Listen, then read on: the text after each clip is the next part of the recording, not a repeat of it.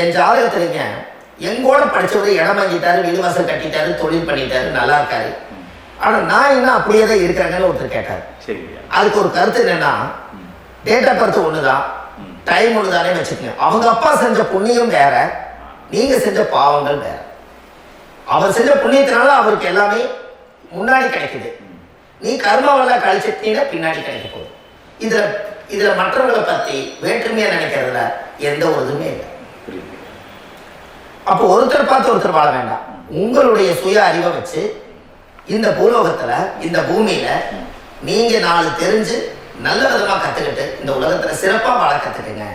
அதுக்கு அந்த ஊழ்வினை தோஷத்தை கண்டுபிடிங்க. உங்களுக்குன்னு ஒரு முடக்கு இருக்குதுங்கிறத இன்னைக்கு நீங்க எழுதி வைங்க. அதை எப்படியாவது கண்டுபிடிங்க, அதை தேடுங்க. ஒரு முறை நீங்க ஜாதகத்தை கொண்டு வாங்க. அந்த ஜாதகத்தை கொண்டு வந்து உங்க பாவகத்துல எத்தனாம் பாவம் முடக்காயிருக்குன்னு பாருங்க.